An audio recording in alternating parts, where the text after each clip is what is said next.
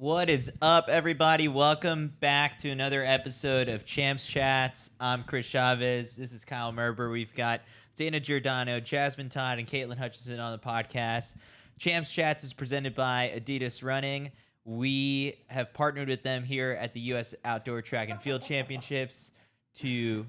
What's that? No, I just totally messed that up. You messed it up? Yeah. Let's All right. Yeah, we're doing it live. We're doing it live. We're doing it live. All right. Well, as I was saying, Champs Chats is presented by Adidas Running. We partner with them for the U.S. Outdoor Track and Field Championships. They actually just dropped their newest edition of the Adidas Adizero Adios Pro 3. It is their super shoe, the one that won 60% of the World Marathon Majors last year.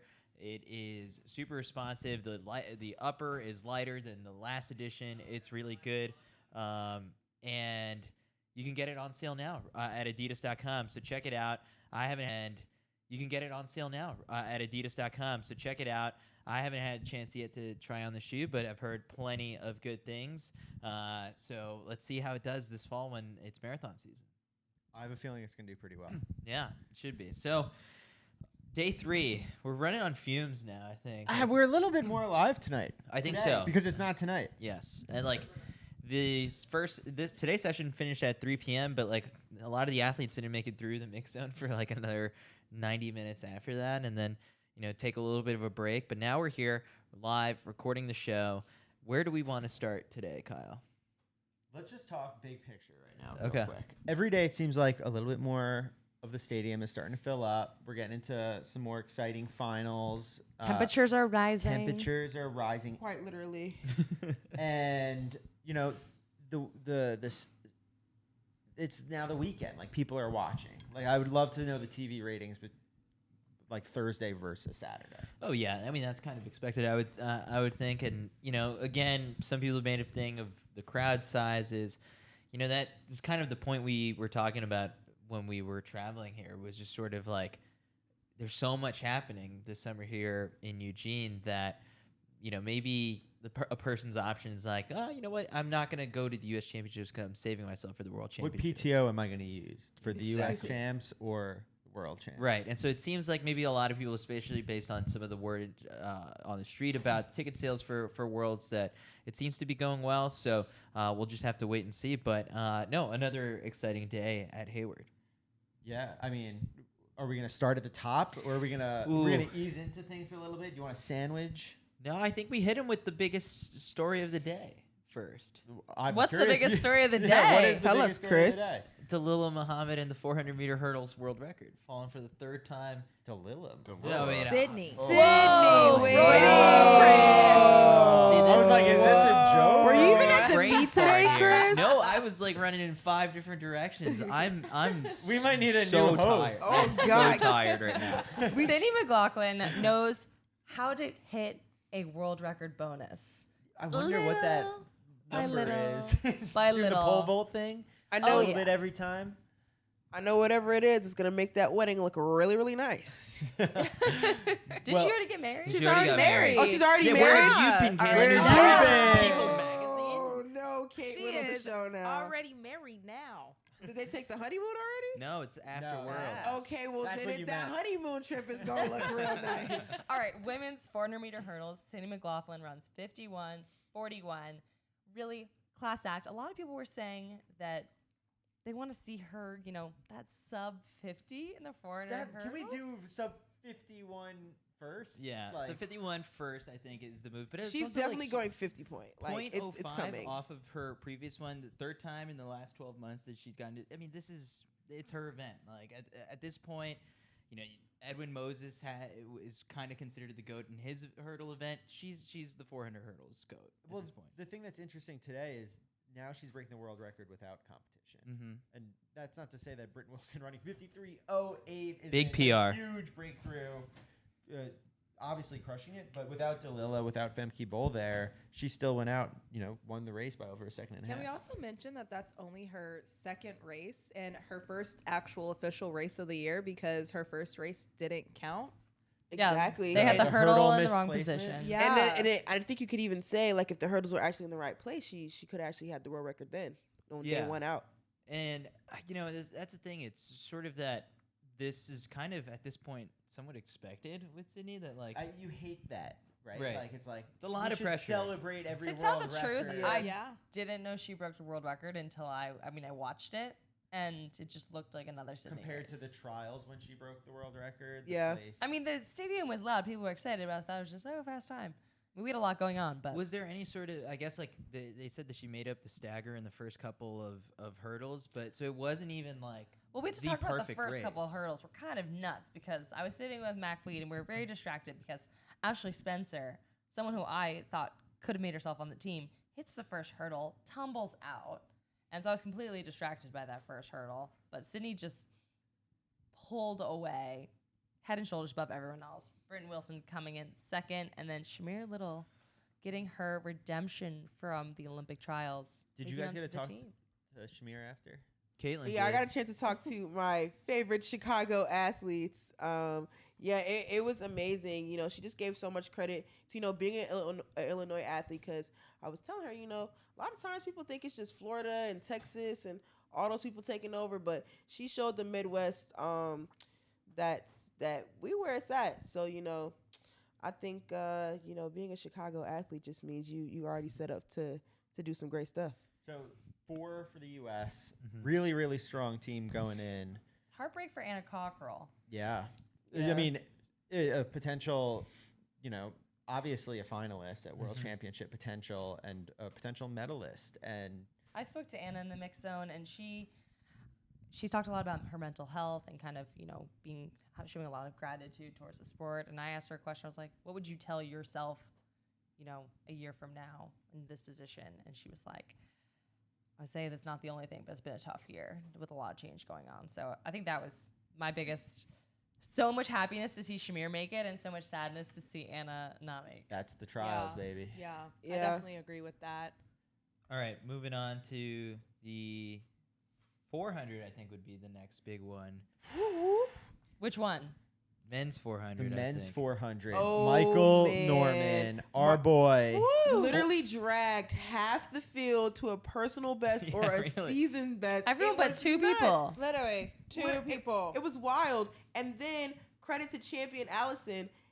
That's his first time breaking 44, and it was a half-second PR. That's what I was gonna say. It was a half second in A the 400. That's a half-second. lot. Yeah, so I got a chance to actually watch it in person. It was absolutely insane what was going on in that backstretch. But you know, Michael, Champ, and Randolph really put that race together, and they're going to Worlds. Well, so Randolph and Champion kind of switched spots. Yeah, You know, since NCAA's, Randolph Ross, he looked a little bit more tired than he did in the semifinals. He had to work that last 100. You know, we saw him kind of glide in, looking around, having a nice time in the semis. Today, had to work a little bit, but that's, I think, indicative of, you know, fitness. On the days that you're not just gliding, that it's not just happening, that you find a way to still get to the line. survive in advance. So the thing about Mike Norman now is just sort of like this is the second time he's broken like the Hayward Field facility record, and so maybe in a sense like he's one of those people in 2019 and last year at the Tokyo Olympics. It's like there's just something that happens on the biggest of stages that he just can't quite get it right, and hopefully that World Championships being held here on U.S. soil, that there's a little bit more familiarity. And this goes not just for someone like Mike Norman, but for a lot of athletes that you're familiar with this track, you've raced it on it multiple times, that really that home soil edge that people talk about could end up being like a real thing. In fairness, the sample size of like the Michael Norman big stage, I mean, he's a kid still. He's, you know, he's still young. very young. Like, it's not like, 10 times he's He's gone to very the young in the Olympics and sport. not done Yeah. as well. Yeah, but I feel like, you know, that it's he also gets his sort of like fair share of criticism same way that Trayvon Brumell does. But Trayvon Brumell, it's a little bit more amplified because it comes in the 100. It's like, why can't he put it together on the biggest of stage? That's being a sprinter in the United Yeah. States. It's like you didn't win the gold medal. No, the and standard is break excellence the world here. record. Right. That's all that matters. Yeah. You got to win That's gold. because people only watch when there are medals at stake. That's very true. Here's the question: Issue is, number one in our sport. is this 4x4 team a shoe in for gold? Jasmine. Ooh, Yeah, What do you Jasmine, think? you know the relays. This 4x4, I think, is going to be absolutely insane. They've got options here. We've got Michael, we've got Champion, we've got Randolph. And with those 3 alone running low 44. We've got Michael running a 43. I think we might see something crazy. We might even see a world record out of him. Is Rye on the team? Yes. Yes. And I'm gonna be on the back end of that. I think they're all gonna do really well, but I don't think a world record is coming out of that team. Wow, why's that? Debate. Because the guys, I used to think that way too until I was watching a lot more other Twitter debates, and it's like you gotta have so many people perfect on one day, and a lot of these guys are like maybe not fresh faces to the stage, but they're definitely young in the sport, as Jasmine was saying, and so I think having them so cohesive on one day to break that record, They don't hand world records out. Yeah. Unless you're Sydney, then they're just like. Am I here you looking go. at this right? The world record for the 4x4 has stood since 1993. yeah. Yep. Wow. But I really do There's been a think lot that of we can potential, take it but- down. I think we've got the potential. I think that if they allow them the proper rest if they don't run these guys in the prelims and they allow them to be fresh for that final of the 4x4, I think that we can get it. So right now, Michael Norman has this world lead. Steven Gardner doesn't know how to lose, but I don't think he's been under 44 this season. I think he's 44-2 a couple times. Yeah. Who do we got? Oh. Has Steven Gardner been in the gym? Michael Norman has not been in the gym, but maybe he's got 2 weeks to get in the gym. He's definitely sharper, it would seem. Yeah. Maybe this is the time Mike puts it together on the big stage. We sort of were thinking that the U.S. would sweep the 1, 2, 4 golds. Like when having that conversation in 2019, talking about the 2020 Olympics, when it was like, and this is even before Christian Coleman's whereabouts failure, where it was sort of like Coleman, even you can make the case possibly Brumell, Lyles, and Mike Norman. That would have been sweet. So I'm kind of all right, we've got a chance to do that right now on U.S. soil. So it might be a little bit sweeter where Fred or Trayvon or Christian. Then you got Noah or Arian or Kenny. And then in this case, I think Mike is getting stronger. Steven Gardner is the one guy who could maybe mess up that triple from happening, I think. I mean, the 400, if you haven't lost a race since the 2017 World Championships. Are you kidding me? I think that's how far back Steven Yeah. goes. He has won every 400 since then. What were you doing in 2017, Caitlin? Because if you look on your face, you were just wow, it's been I that long. was probably getting my butt kicked in a 400 race In high school. in high school. There you have it. All right, that's the men's 400. Let's flip it to the other side of the coin. Women's 400. The person who's going to make the most headlines here is probably Allison Felix, finishing 6th to qualify for the relay. But we've got to give respect to Talitha Diggs for coming away with the win. here. Yeah, that Talitha kick. Talitha. Oh, God. 50.22 for the win. Kendall Ellis takes second, 50.35. Is that Liana Irby in third for? Yeah, Lena. Yeah, Lena Irby, 50.67. And then the rest of the people, that go along with Allison that fill out the relay pool would be Waddle and Jonathas and Kennedy Simon, along with Allison Felix. But, this is the thing where you look at who qualified for the relay pool, and Allison Felix afterwards said that she was oh, I'm thinking more of the mixed 4x4, and it's. I hate the mixed 4x4. That's I'm not a big fan either. That's not a race to me. I'm not a fan. I think that it's kind of Kitschy. it's cool that they get to bring extra people and they get that experience, but what are we doing But here? it's the strategy's been figured out now. Yeah. Yeah, the- everyone does this. I think the idea is cool. I think the reason why I'm not the biggest fan of it is mainly because everyone just does the same thing. Yeah. But then they make it the rule now where everyone has to run the same Order. type of order anyway, so that makes it even less fun. So why That was am I the watching only it? point was that. Yeah. yeah. But Alright. even still, before the rule, people were doing the exact same thing. So in a way, that this is the marketing machine behind NBC to push the commercials and stuff for people to watch the World Championships. Allison's going to be going for this medal, and it's not the hardest of medals for her to walk away from. In her career to close out this. Well, the final U.S. season. let it slip at the Olympics. Yeah. Yeah, Kendall Ellis was on that mixed relay. I think it was a bronze medal that they got there. I mean, And the if fact they that put- the deepest 400 country in the world didn't win that, But it was a bad sign. Yeah. There's no way of sugarcoating it. That was bad. It was bad. But so, we got sprinters here saying that you guys are over it. I've been saying 4x8 or DMR. Are you guys on board? I'm DMR fan, but I'm just biased because my college DMR was #1 in the country. Yeah. And he's biased I'm a little because he's biased. a world record holder in it. Oh wait. Surprise! Kaylee, you don't believe it? Look, it was before. Have you met Kyle You were in Korver? middle school. Did you know he ran pro track? Right, did you even know he ran? I'm just Chris's friend. Yeah. Keelan, Kaylin's what? taking a Keelan, second what to process dis- what words dis- right Anyway, now. um, we're This team is just DMR. I feel as though We're Neutral. team All right. DMR. Back to the Yes. 400. Talitha Diggs. I mean, amazing just performance. It kicked. The Talitha kick was back in this one, and she pulls away 52-2. Well, you talked to her and her mom. oh yeah, that was great. Oh, you gotta got work talk to get that. Yeah, we talked to the legend and the legend in the making. It Wait, was- who's the legend? the legend is For context. obviously Talitha and her mother. The legend in the making, obviously.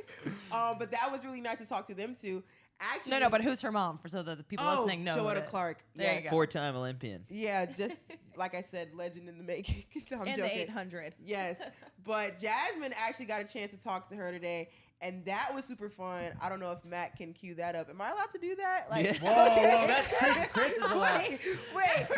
She's taking over the whole show. She's She really is distracting Chris from the fact Chavez. she didn't know Welcome Kyle to was a pro Out of the runner. Box. Actually, but I don't. Okay, well, you know I what? actually haven't posted it, so if you guys look out later, I'll post it on Twitter. It's absolutely an amazing video where you get to see her and her mom. They literally have They- superpowers. They're like forehead to forehead. It was amazing. I love So basically, the question I asked was roses are red, violets are blue, and they had to finish a sentence. And you got to go watch it on Twitter to find out what they Can't said. spoil it. I loved watching that interaction because Red did not want to come in. She kept saying like, "No, it's not mine. This is not mine." Yeah, It's she all really her. made it all Yeah, about Talitha. she loves her daughter. She wants her daughter to be the it girl. And Talitha was like, "Mom, please." I think like, that's you so She loves her important mommy, as a it's so parent cute. because there's some parents that will push their kids and they're like, yeah, like they're living through their kids, so they'll take that experience. So I thought it was really cool. She's like, no, this is her moment. All right, Caitlin. Mac has We've queued up the video. for you. For you. Demands. Here it is. Sorry. All right. In 2 seconds, I need you to tell me your initial reactions to your daughter making the U.S. team. 2, 1, go. She did it. Talisa, and what was your initial reaction to making the team? I did it. Now, you guys are the absolute cutest. Tell me what some of the thoughts that you had, besides, the one sentence that you just gave me, with seeing your daughter come across that finish line. Well, it's so exciting. I'm so happy for Talisa. She did a lot of great work this year. She believed in herself. After running last year, she figured that she belongs here. And the question was, when did you know that you really wanted to make the Olympic team? She said, when I did not. So she went back and she did a lot of introspection and she put it all together. So I'm happy for her. And you came back with a vengeance, girl. Yes, Crying. she did. I asked Talitha if what was more important to her, getting on this team and winning the 400 or winning the national title with Florida. And she said, national title, team, title. That meant how they more to got it. her. I got one more thing with that with Talitha. So a couple people were on Twitter and were like, I think she has a possibility of breaking the world record in the future. Okay, really? Yeah. Already? Yeah. What's Who are the these world tweets record? of yours who are saying I that? don't know. The soldiers. Pull them up. The soldiers. I think the 800 world record. One day. I don't know. She's got to move up one day. I also want to highlight Kendall Ellis real quick as well, who got 4th at the Olympic trials. Little redemption run for her. Oh yeah. But That's it. she has the confidence when speaking where she's like, you know what? I've actually never missed a world championship team I've tried out for. So kind of like a don't forget about me. Okay, I've been girl. here. I've been being here. So let's stop talking about that Olympics thing because every single team I've tried out for, I've been on. And that's pretty bad. I'm here for this completely. Let's stop talking about the Olympics all Yes. the time. Yeah. Because World Champs is in 2 weeks. So, Yeah. We Let's literally focus go on that. worlds, Olympics all over. well, I'm out on the off year. I think the one blessing of Mhm. the adjusted schedule due to the pandemic is that we didn't have to deal with an off year. Yeah. I don't get it. Like, oh, we're not doing the World Series this year. We're just gonna. skip it. I it's never really fine. understood why, because then Well, normally world records would go down in the off year because the athletes now need world like to records go down every change week. Yeah, to chase. I mean, for contracts, like Yeah, that's with what Sydney. would happen during that off year. So But that's relevant for like 4 people. Everyone else, and then no one Yeah. shows up to the U.S. Championships, and Yeah. it's weird. it's weird. It's very weird. I don't like And it. for that reason, I am out. We are out on the off year for the World Championships. Give us a World Championships or an Olympics every year for the rest of our lives. Sebco, we know you're watching this. All right, next event. Let's go to the women's 100-meter hurdles. Kenny Harrison, who, like, I think a lot of people may have had some doubts around whether or not she was going to try and going to make this team, even though she's the world record holder, Olympic silver medalist, like, had not really popped off much, and comes out with a world lead in this one, 12:34. It's a statement victory, especially given how well Jasmine Camacho Quinn has been racing all year.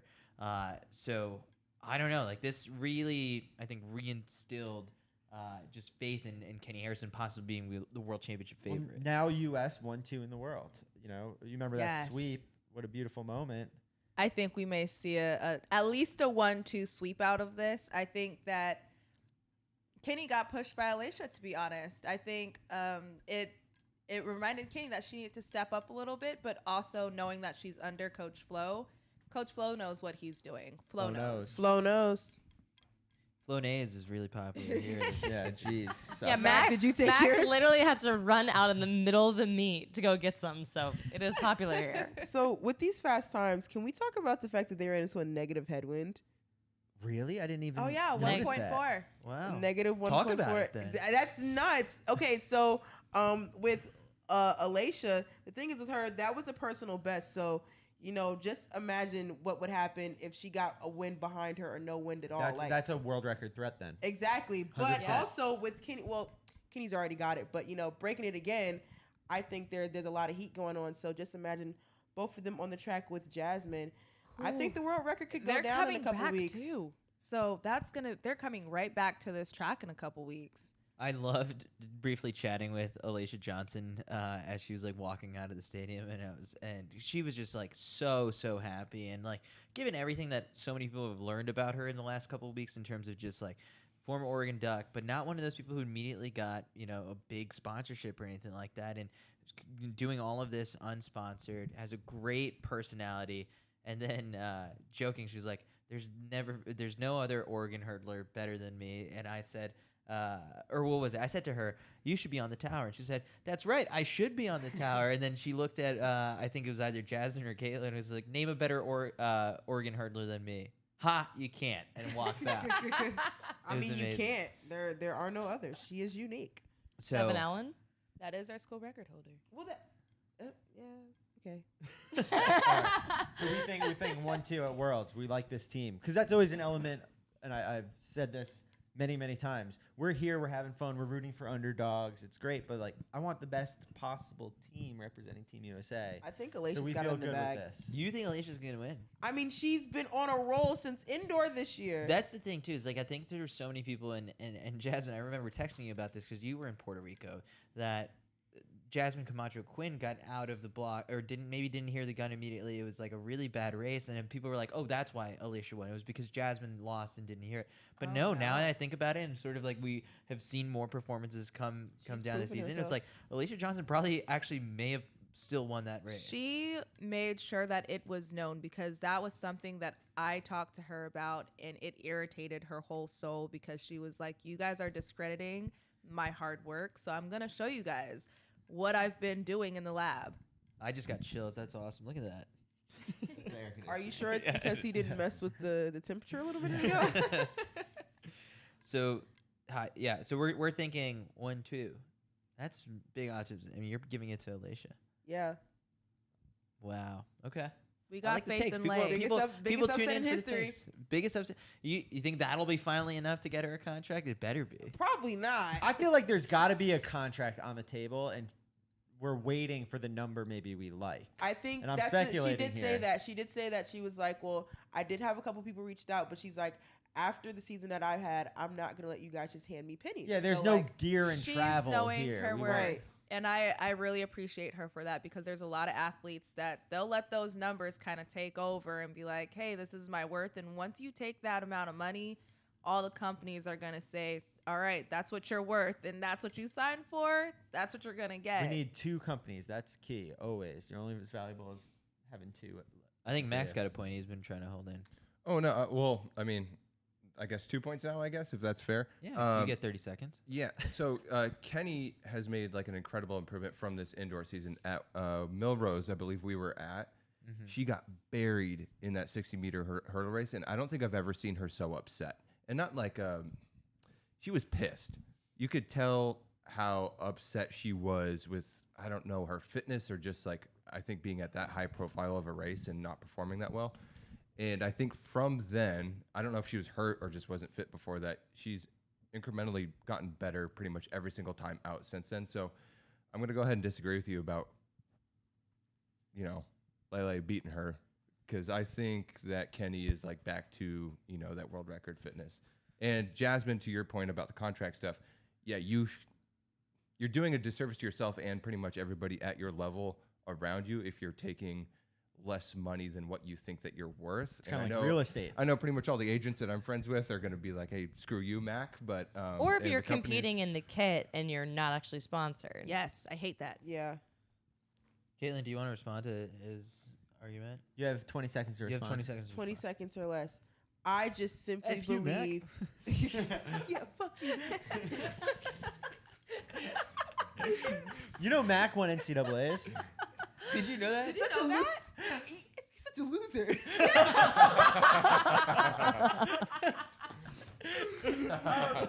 You know Mac once won a Do you know high he won school more meeting than at once Booth. NCAAs? So you're a super loser. Yeah, 20 seconds to respond. You're wrong. That's it. Let's go. She's winning. Okay. I love her though. Hey, Run me we back. should put something on the line between the two of you. I agree. You have to make your profile picture him on Twitter. All right. I like to pretend to be a national champion. Next event. What do you want to do? Let's do the men's hammer throw, Okay. because we did have a little bit of an upset here. Yeah, in the men's hammer throw, I'm pulling up the results right now. You've got it in front of you. We got Daniel Hall. I believe he took the title Yes, Yeah, yes, which- he did with the PB. over Big Rudy PR. Winkler. 80-18. I mean, it's just weird On to his not first see throw. Rudy, Yeah. and Rudy had a lot of fouls today. He was definitely, when Daniel comes out and throws 80.1 that first time, that puts the pressure on where you got to risk it all a little bit. It's kind of hard knowing, like, you do your first throw is your best throw, and then you have this whole competition sitting and waiting, and then it's not coming out of you again. And I asked him, I was like, what in the mix zone? I was like, Daniel, like, how did you know it was going to be a good throw today, a winning throw? And he's like, I actually didn't feel like I had the throw in me today, and I'm waiting for it, and I know it's coming, but it hasn't come yet. Well, Rudy has thrown, I think, 82.7 is Yeah. the American record. And so he was a few meters back. He wasn't at his absolute best today, but he did enough to make it onto the team. And then I believe that third spot will go to Alex Young. He's ranked 21st. So Okay. He should still be able to get in. Shout out to the Throw In Deep Club. I saw that. I was going to say shout out Throw In Deep Club. And, Daniel ended up throwing, what is it, 1, 2, 3, 4. He had 4 throws that would have won the competition. So Rudy was fouling quite a bit. So, no. And Daniel's one of those guys, too, where, Mac, I think you haven't done him for the victory lap before, but he's also, I don't know, like quite a personality on social media. I think I follow him on Instagram. So shout out to Daniel. Throw him a follow on Instagram. Next one up. Chris, tell us about the javelin throw. Javelin throw. A little bit of maybe it's history. I don't know. I can't think of any other woman who has won 9 U.S. titles. Kara Winger. winning- 4-time Olympian. 4-time Olympian. Flag bearer. 4 times. Was it on the every 4 final throw years. that she got the world The championship standard? Yeah, So Kara Winger on her final throw in the javelin pops it off, and I don't believe that, you have to correct me on this one, I don't think she had the world championship standard. No, she prior. did not. No. So throws it, knows it's good, and such a veteran sport has announced that this will be her last year. Good She's way to go out. going to retire, and a friend to everyone else there. She had 4 people come up and hug her. I haven't seen anyone happier. So just a really good person for the sport. Kara also works for Parity Now, which is an organization that helps women athletes get paid in equal sponsorship. Shout out to Parity Now. So Jasmine's doing a lot of stuff already on the other side of the sport. I know she's going to be a huge advocate for women athletes moving forward. Yeah. The thing with Kara that I was hearing her talk about just sort of she admitted in the mix zone, is like, my whole plan has always been to retire at the World Championships here in Oregon, and then she kind of clarified. She's like, and then maybe do a couple European meets afterwards as well. So it's like the big goodbye. Like maybe I guess happens. Yeah, at, I know what's going on at here. World So Champs, right. normally when athletes go to Europe, you're there to race and you're hanging out in your hotel room. Oh, it's a paid and vacation. you're dialed in, and I'm sure she has really been dedicated on those trips. And now let's finish off a little European vacation. Yeah. Mac, you've got Maybe something to add she's here. gonna listen to this and be like, "That's absolutely not what I'm gonna do." But She's that's like, what I'm I trying would to do. cash some checks and win some Diamond League titles, 10K each win. And I'm so. like, Also, the beer this is so video of cheap. her, can you Yeah. see her shoes? Because I talked to her about her shoes in the mix zone, She's got her dog and on. her friend painted her dog on her shoe and her That's so husband with a fish. So it's also perfectly painted on so that when she's in that throw position, she'll get pictures of her dog and her husband And the fish. with the With the fish. fish. What's Because the husband's holding the fish? husband's holding the fish because he is a big fisherman. I He thought it was loves like to fish. dog, husband, fish, like in separate. in order of how much she likes each one. She just loves fish so much. Absolutely amazing. Can I talk about one more person in this javelin throw field? Yeah, why So not? from Sari, I think is how you pronounce her name, from Stephen F. Austin, got a chance to listen to her get interviewed in the mix zone, and she has got quite the story. Just had a baby last year, will be turning 1 soon, and also recently lost her father. So to be able to get 5th at USA's after literally going through so much, absolutely insane. There was also a huge upset in the javelin with Maggie Malone Yes. bowing out. Oh yeah. That was a bit of a shocker. She has the American record? I believe so. I think so. Yeah. Yeah, from the trial, she has got the American record last year in East Stroudsburg, Pennsylvania, Okay. on July 17th. So Yeah. right after USA's, Where right after the Wow. trials, she got that. East Stroudsburg. I went to summer camp around there. Did you break an American record when you were there? Played all the sports. Lots of records were broken. Should we Yeah, hit sad the day for Maggie. women's triple jump now? Let's do it. All right. Couture. Jasmine, you want to break this one Yeah. down for us? Let me open this up for you guys because, you know, KO the comp, I wore her shirt while I was jumping.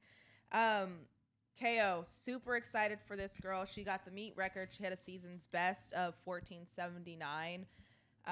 So deserving. She's been grinding so hard at practice trying to get this, and I know she's really excited.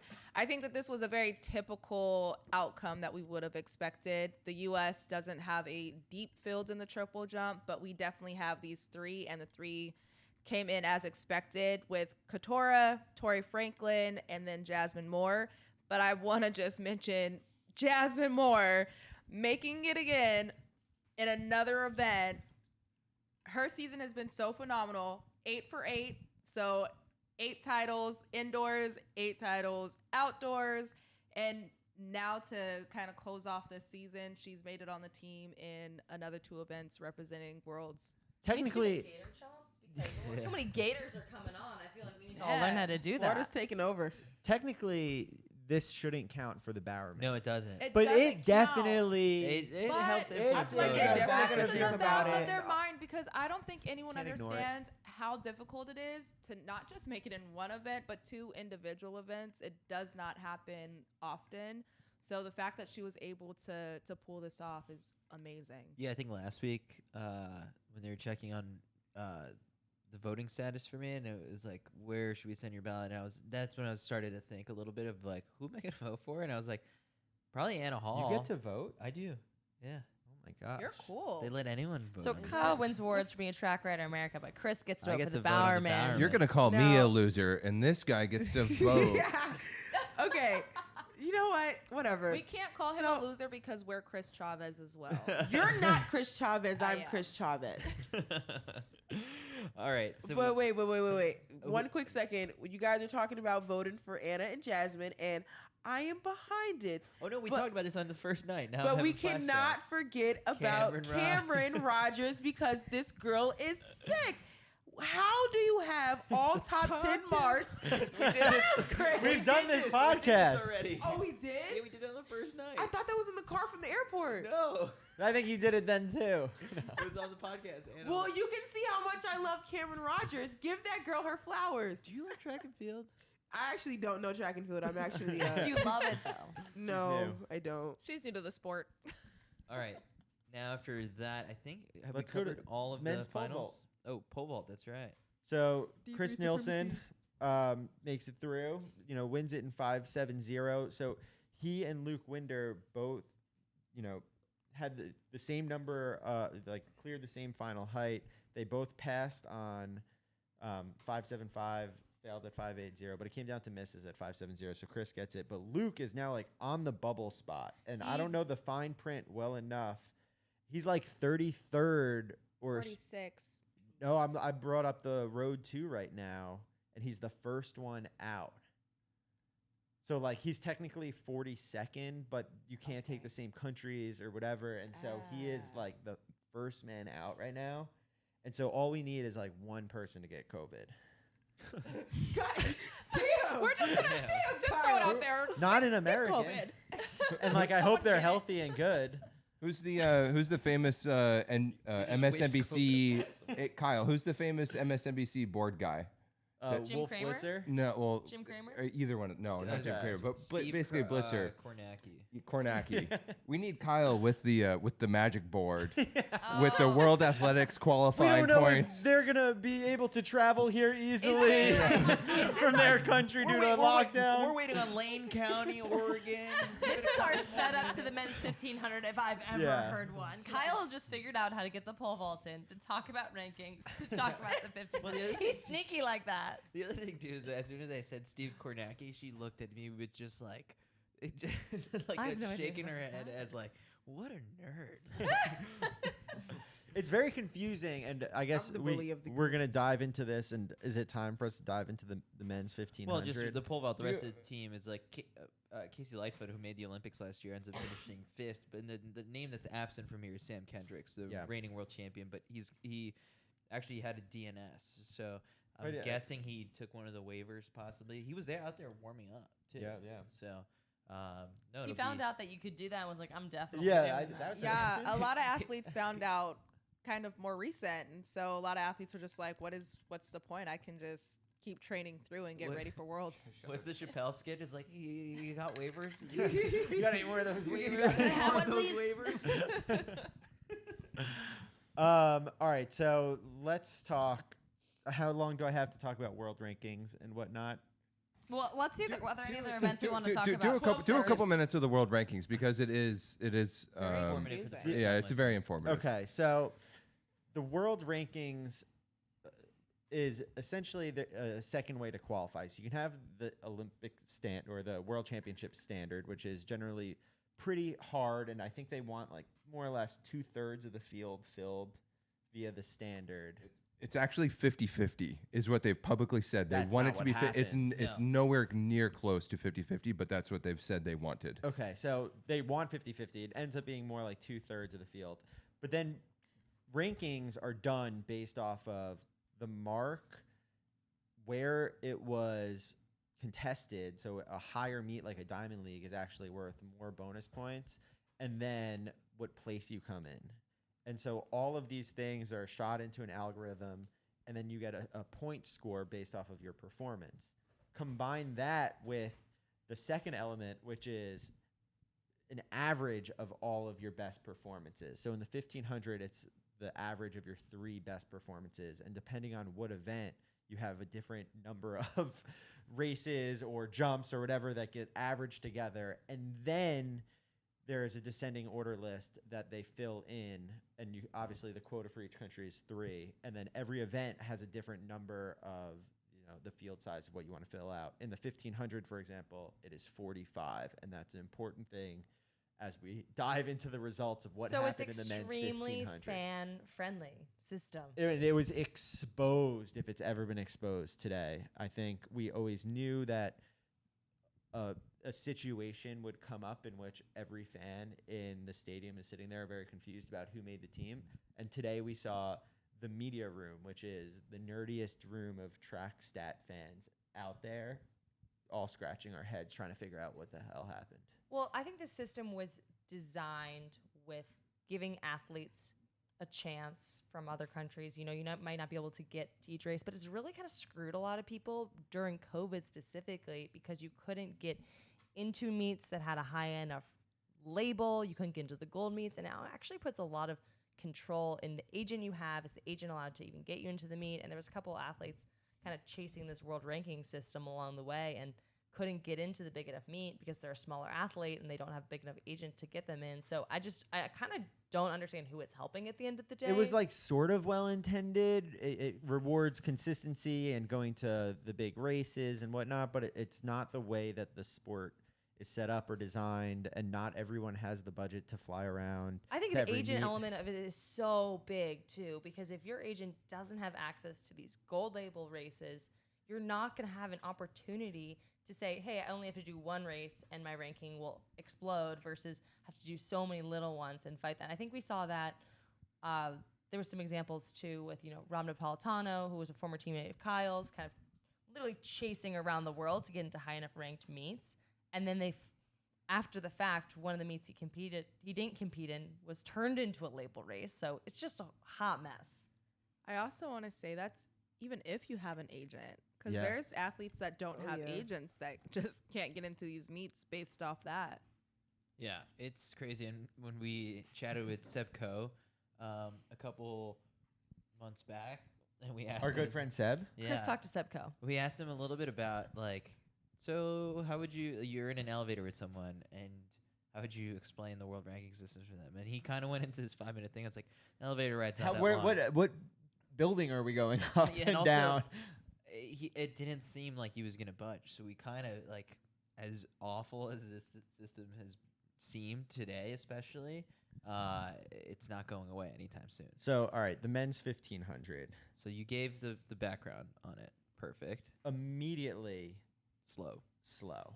48 Classic seconds or so. men's 1500 final. 50 seconds through the first 300, and I'm just sitting there scratching my head. But I have the best kick in the field. Well, every 1500 guy does. And so I'm sitting there looking, and it's like coming in, Henry Wynn, Yared Naguse, Gregoric, and Teare are the only ones with the actual standard, which was opened up last summer.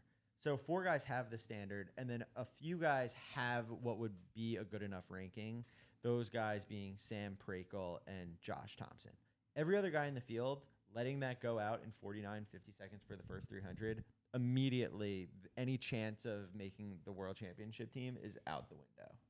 Yeah, it was a head scratcher in a sense. And when I talked to Johnny afterwards, he was like, "Yeah, no, I wasn't really thinking about it, and it seems like some of those guys up in the front were just, I don't know, you don't forget those things." And it was this weird race.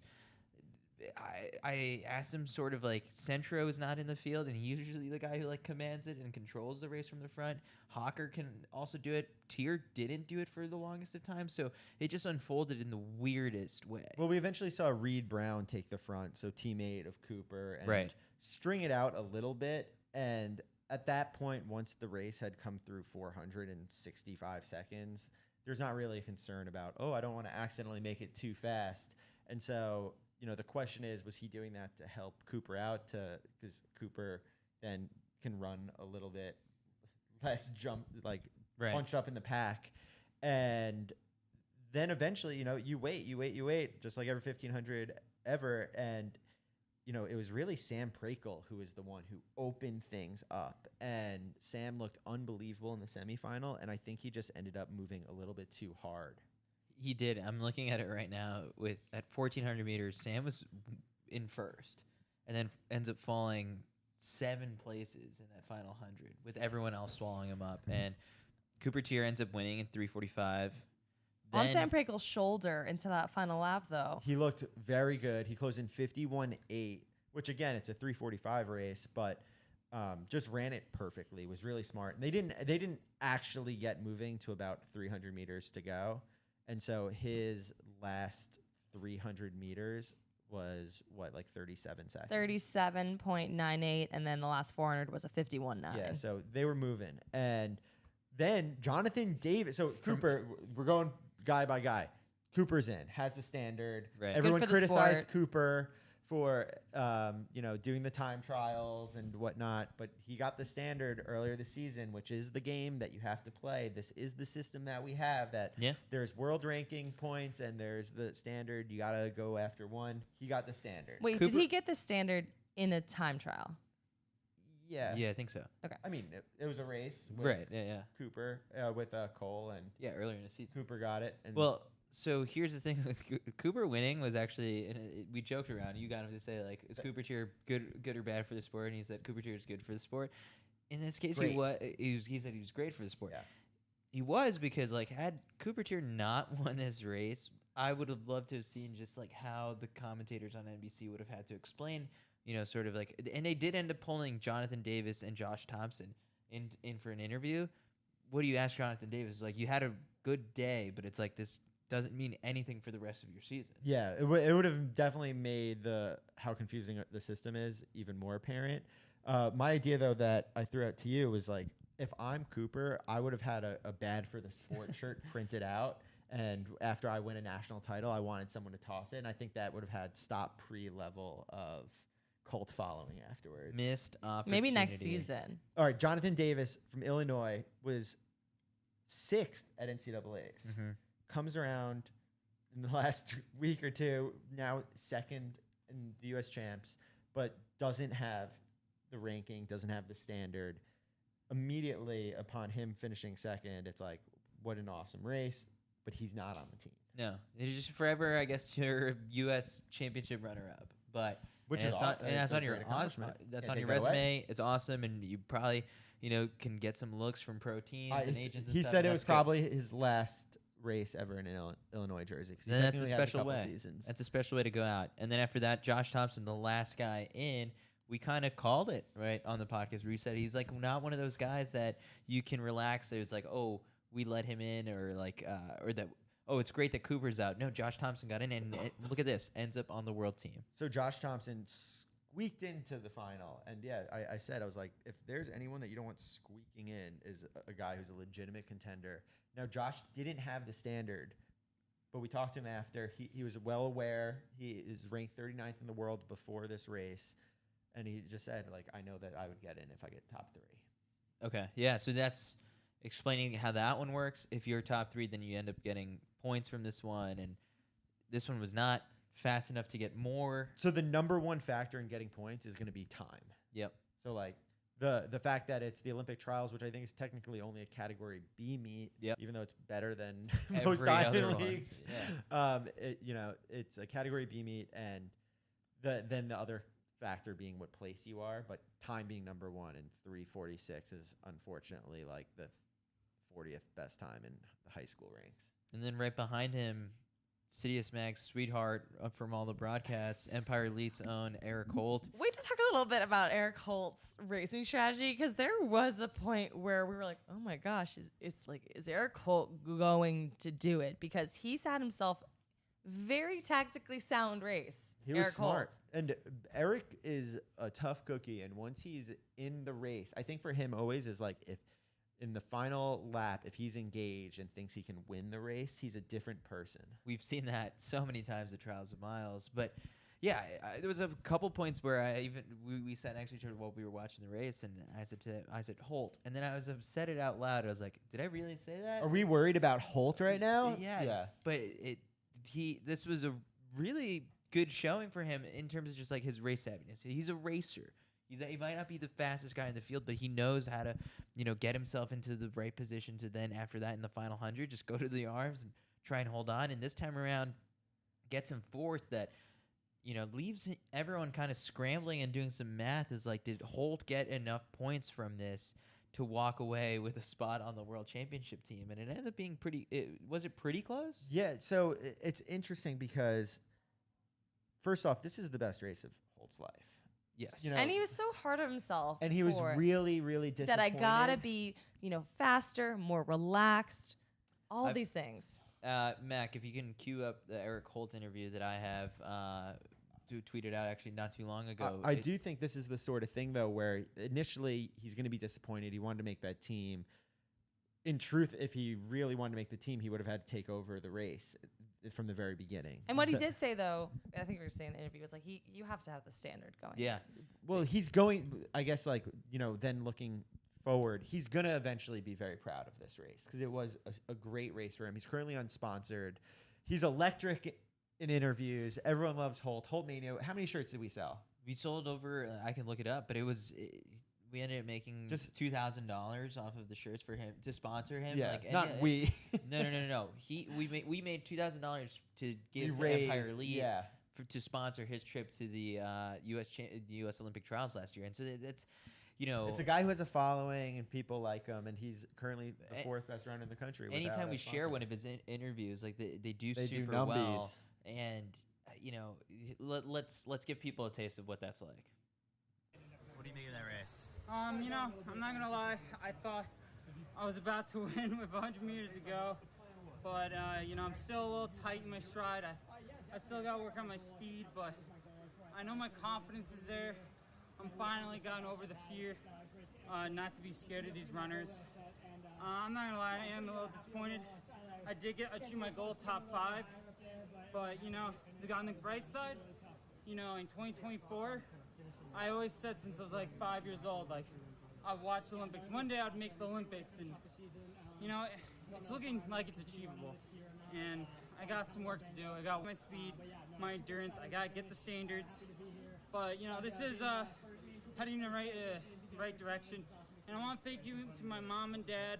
They support me. Sweetheart. And in the last couple of years, they've been really great, supporting me, and all my friends, everyone, because I would have given up. I would have been that guy who always said, I could have made the Olympics only if I went to a good school. But now I get to live out my dream, and I'm just so thankful. I am disappointed, but I'm going to be working on my weaknesses. So disappointed, but Yeah. he said Way too hard on himself. I followed it up with telling him it was like, some people will look at these results and be like, Eric Holt finished that high up, and it's like you have something to be proud of here, Eric. He said, and he kind of came around in that moment just to kind of help him to just flip the switch. It was like this was very good. This is again, like, I know Eric because of Empire Elite. Eric's thing that they say when he is on the starting line at the U.S. Championship is that he was second in the America East. Yeah. Like, that's his accomplishment that he has. And now he's fourth in the U.S. And so I think next time he's on the starting line, they're going to give him that four-time trials. That's a Trials big of win. Miles That's a big champion. win for Eric. So he's we're not. It's 4-time Trials of Miles champion. Yeah, 3.5 because one was actually the slow heat. But then, all right, so then in 5th place was Reed Brown, who, a college season at Oregon, wasn't going around the world chasing points, obviously. He ran 3:36 earlier this year to not give the standard, but be obviously very close to it. And so he doesn't get through. And so then in 6th is my man Johnny G, who last year had Shout a out, very Johnny. disappointing shout out to the Lions and the Ducks, and was really disappointed. He didn't make the final at the Olympic trials. He was trying to obviously make the team. He's a 3:49 miler, but he had a great summer last year, got the standard, has been coming on at the right time right now. And so he crossed the finish line, and you were watching me. I'm just doing the math. I'm looking up everyone's things, and Johnny looks up, and I'm like, I was pretty close to the track. I was like, you got a shot. You got a shot. I don't want to you're in. No definitive. No definitive. It's just like you have a shot. Like it might have happened. And then we crunching numbers. We're looking up the rules. We ran around. We sent some texts to people, and it ends up getting in. And it's a weird place, I think, for Johnny to probably be in, because Johnny didn't want to just come in and make the world championships. He wanted to come in and be top 3, and he wanted to come in and win. And so being a competitor, 6 isn't necessarily how you want to do it, But the truth of the matter is that Johnny was a world championship finalist in 2017. And if he comes back and he does that again on home soil, then there will be absolutely no doubt that he belongs. So who announces the definitive, these are the people on the team? Was there an announcement? How did that happen? How are we like, Johnny's in the team? Well, USATF will put out a full roster at the end of this weekend. And so that'll be but we will probably find out tomorrow that Johnny has to go to team processing or something. He already went to team processing. So then that's your sign right there that he's on the team for sure. But then at the end of this weekend, so there's someone at USATF that's like, I did the math, I've got all the numbers. Yeah. Yeah, they look it up as soon as you go through, especially if they're not having those standards. Everyone that's usually in that final is going to have to kind of go through team processing. Yeah. Just so that you're prepped and ready just in case you do have to go.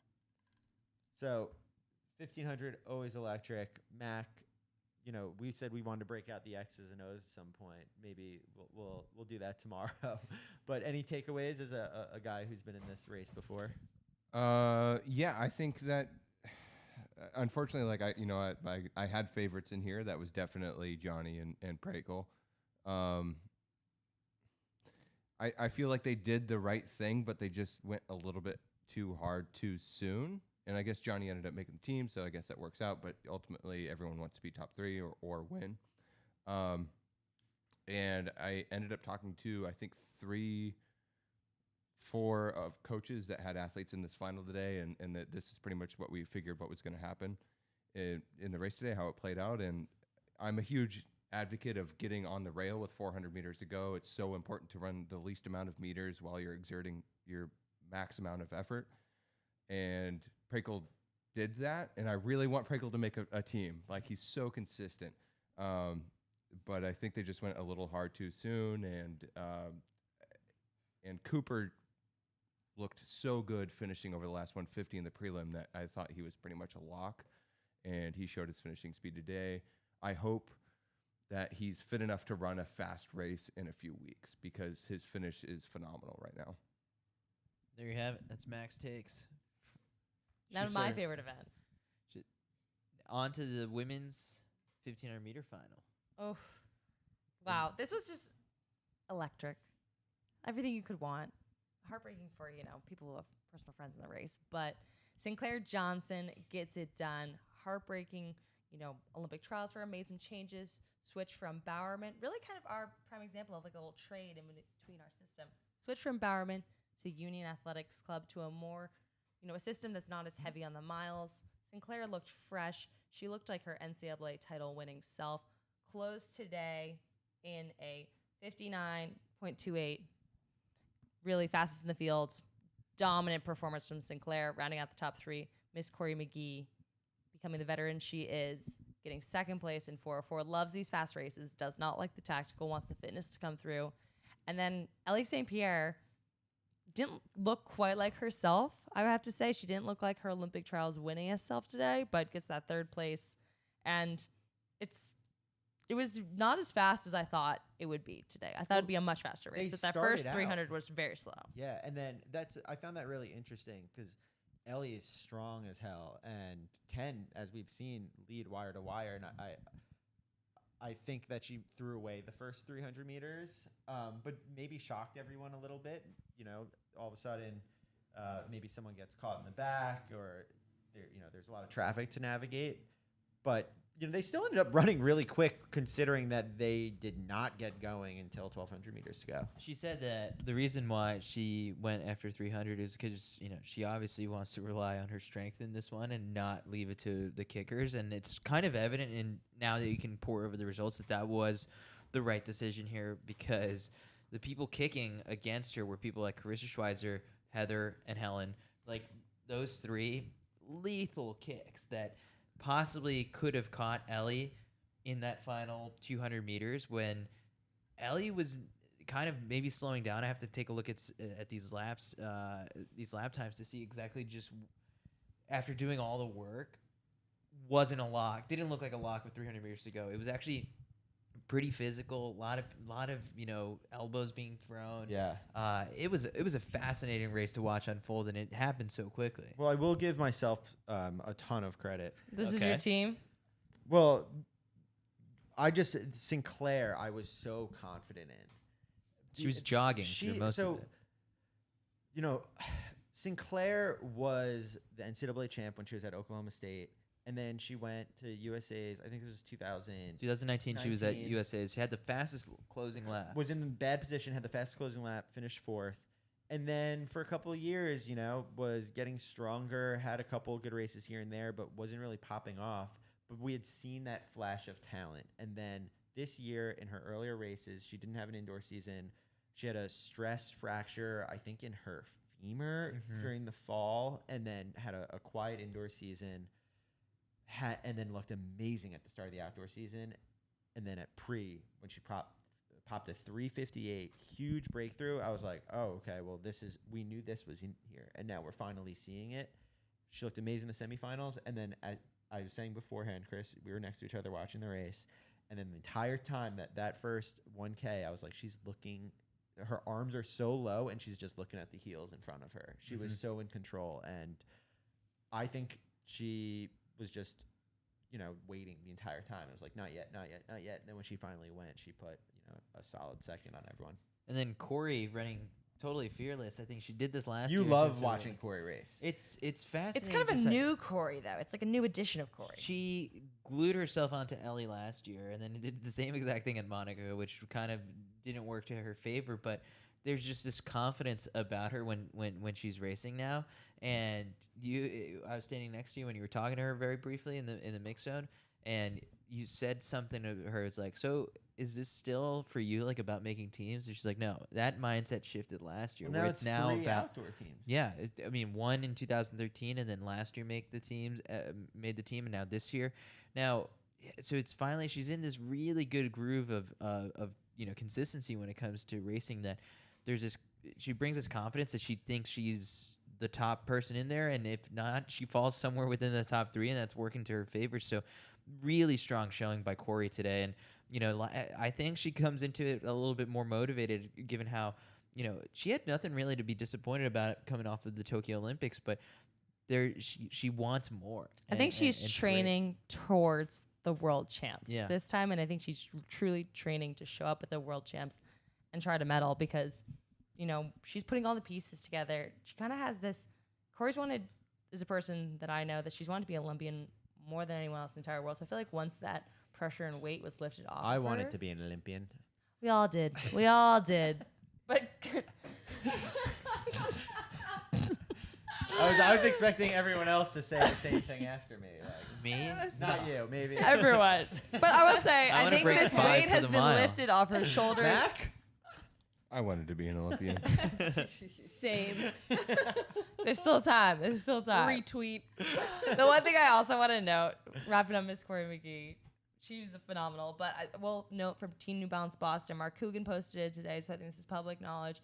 They had an absolute nasty bout of COVID post-Boston Marathon. So really inconsistent training. So I think what we didn't see, that strength in Ellie, came from, you know, a couple weeks of just battling through COVID, which is still a factor in, unfortunately, in the sport right now, is that, you know, people are suffering from long COVID. And I think that was what we kind of saw with Ellie, and a little bit of disruption with Heather as well. The other two people in the field we want to note, Krisha Schweitzer coming back. She's on the 10K team. She doesn't need to be here. She's entered in the 5K. Why didn't she take it? Can we talk about, like, she doesn't run a the lot 10K of super competitive 15s like this. Yeah, but she ran 4 flat in But kind of Portland. by herself. Like, she's... Exactly. But like, do it when's again. But when's the last time she's done like a really competitive 1500 like No, this? it's been a while because she was focusing on the 5K, 10K. But she's the strongest one in the field. She's proven now that she can just run 4 flat on her own. I think if she comes out today and just runs 4 flat, it gets me on the team. I mean, course, maybe you shoot for 4 flat and you fall somewhere in the 402 range. And yeah, because Sinclair can run 358 and Corey can run 4 flat. I mean, and I Ellie can definitely run do, 4 flat. But I think Carissa could probably run faster than 4 flat. She ran 4 flat 2 weeks ago in awful conditions. And I think now that's just. Maybe it's because she didn't want it that as bad because she already had a team. Yeah, you can't quantify that. Everyone wants it bad. We'll see her again in the 5K. I think that gets in your head though. That last, like, it hurts so bad. They're closing so fast. It's like she had it. I in fairness to just sort of just how complicated it was to figure out who makes the team for the men's 1500, I think for the women's 1500, it's a blessing in disguise that Carissa didn't make the team in a sense, because then all of a sudden he's like, okay, she's going to take some time to decide what her options are going to be for Worlds when she's already on the 10K team. If she makes the 5K team, So you see who comes in fourth. That's Right, Then then- you're like, do I like this person? yeah, exactly. And a lot of, most of the women in the field had the world championship standards. So women are just really making it easy to figure out who's going to go. So Carissa is coming back in the 5K, and is Ellie? She said yes. I think in the mix zone, she said she was still planning on it. But of course, like I think most people say that when they walk through the mix zone, and then they talk to their coach or they see how the night goes, where what the drink specials are at the Wild Duck, and then they The decide White next Russian. morning. I would Yeah. never do 2 events at a world championship. If I made one team, and this is why I didn't. You put make all your any- eggs in one If basket. you're No, I Natasha would be like, Rogers that coming seems back, very you just stressful travel. and busy. I would just do it once. And If you were in Portland, I think that makes sense. Okay, I'm going to drive to Eugene. But if you're like a Natasha Rogers coming back for the 5K, traveling from Denver, like why would you take another flight to be here if you're already on a team? I think. You know what it is? Are you able to go in and out of the village freely once you're in? I have no idea. I can't imagine that, like, if you're here to represent Team USA, that you're allowed to like sleep at home in Portland on the odd night and come to and from. Oh, I have no idea. We'll I don't find know. out. I would love to be on the world championship team. I Are do. Let's close this out with the men's 3K final. Yeah. Oh man. So this one was awesome to watch, just because like Hillary Poor and Bernard Keeter are just two of the nicest people, and even Evan Yeager as No, well. Evan's actually quietly so mean. Well, Hot we take. know him so much That's better. what but it's Caitlin like, figured out today. over the last couple of years, Hillary and both Bernard have just, I think, kind of showed a little bit more of their personality and opened up. At least like in the Instagram comments for CITIUS MAG, they're constantly in there. They're supporters of CITIUS. So Those guys are I like those Sitwits. guys. Oh yeah, Yeah, I love So we that. we They went. accept the collab tag. Yeah, Yeah, Sitwits- that's how we know if you're Yeah. a Sitwit or not. If you accept the collab. So they went. Hillary Bohr ended up going back to back to win the U.S. titles. Wins 8:15. Right behind, he started celebrating with 50 meters to go. It was so much fun to watch. He was just like kind of pointing at the crowd, pumping everyone up. So much so that in those final 50 meters, it led to a smile cracking on Evan Yeager's face, because he was just so excited to make this team, given how the last 4 years have been for him injury-wise. Well, it was fun talking to both Hillary and Bernard. Both were so pumped for Evan. Yeah. Which was really cool. They're like, that- we're so happy to see. I mean, he's gotten a medal, so I think they probably look up to that. Like, this guy's been here. He knows how to get it done. Yeah. And, really close to breaking that 8-minute barrier as well. Well, Hillary was saying that he's like, it's also comfortable to have a guy like Evan in the races at Worlds, like a guy who's been there before, having familiar faces, Yeah. a veteran who knows how to navigate those sort of things. Because definitely Hillary a was really veteran. disappointed after the Olymp. What was that? I said he's definitely a veteran. Yeah. He's 30. He told Caitlin that he was 33, and she Yeah. showed Chris, quite you're a the bit. veteran, right? Can we get that picture up No. now? Salute the troops. Can we pull that Please. picture up, Yeah, please? Do not. you actually pull that Do pic up. not put that photo Cue up. the picture back. Cue the Do not- picture do back. not put that photo up. So Hillary was really disappointed, not making the finals at the Olympics, and has gone to a few different Diamond League meets across the world, and has said like, that's so you're ready to go versus international competition. And this is one of the reoccurring themes, is like, you want people who are not just happy to be on the team, you want people who've been there before, because those are the ones who know how to get it done. They're not just there like for the Team USA swag, they want medals. Yeah. So Evan now has. I mean, he ended up getting the standard here. When you talk to him afterwards, I overheard him talk a little bit about where this race ranks in terms. This of was just, off camera too. It was off camera. We were just chatting. This is just to him friends talking. where this one ranks. He's obviously got a bunch of U.S. titles. He's got an Olympic medal. He's run 8 flat, but even though in that one he was on pace to run it even faster than that, and he said this is probably number 3 among those. Yeah, well, we were saying that essentially in those last few U.S. titles he had, it was just checking the box. It was just something you had to do. It wasn't like this big accomplishment. It was maybe just a little weight lifted off your shoulder, but. It's the Andy Bernard quote from The Office, where he just says, "He's like, you never know when you're in the good old days until it's over." And Beautiful. and it's in a sense like Evan winning Yeah, for the Caitlin. longest stretch was fun and awesome, and in some ways we got a little tired of it. It was like, oh, It was, another oh, Evan here win. Evan goes But again. now when you go a couple years without it, you're like, oh, it's nice to see him back on the team because, yeah, we'll admit the first round, it was tough for fans of the steeplechase and U.S. distance running to see someone who's dominated it years over time. It looks hard for him. Yeah. And now today we got a little bit of a flash of like, oh, it's still there. Well, 8:17 is also a good time. And Yes. we're trending very much in the right direction. And so,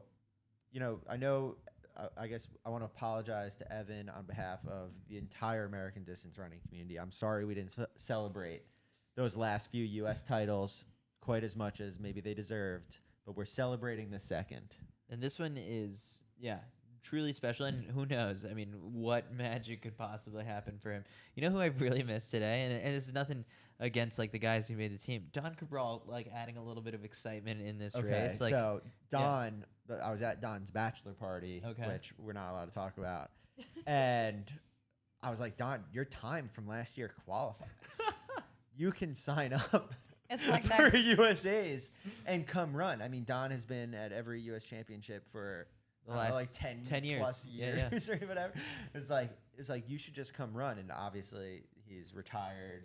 He looked and- at the flight tickets to Eugene and said, "I'm okay." Yeah. Is that a thing once you start hitting like 10 plus years of being at US champs? Jasmine, you must be at that. I'm starting to Jasmine, get you- concerned You're here. a vet. Jasmine's a veteran.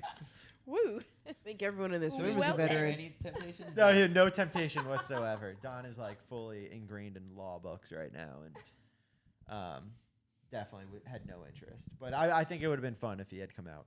Did you get a chance to talk to Bernard Keeter? I talked to Bernard Keeter. I asked him, I said, Bernard, you're the only person to make the final at the Olympics last year. This is obviously a different style of racing. It's going to be a faster.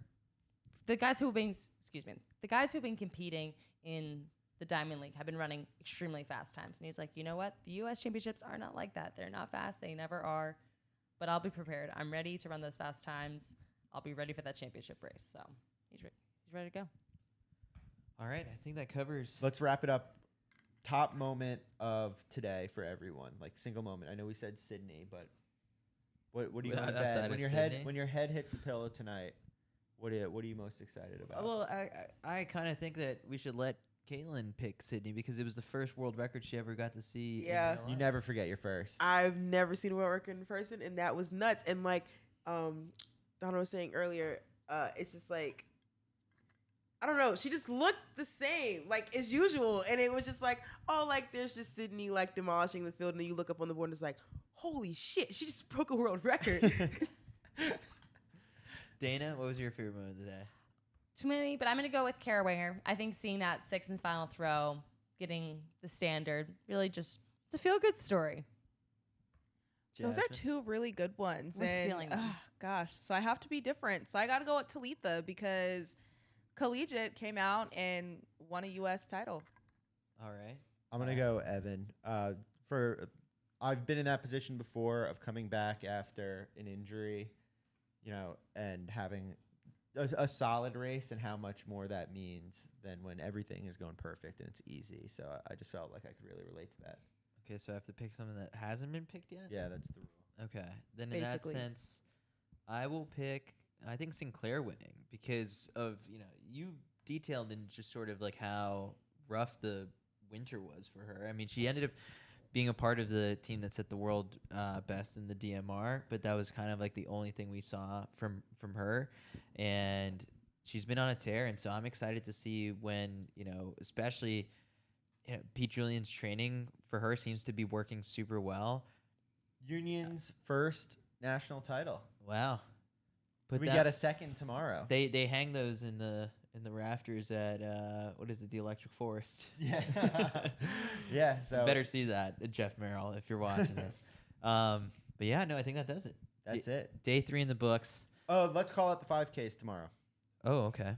5Ks. Well, just in case anyone missed it, the schedule has been changed.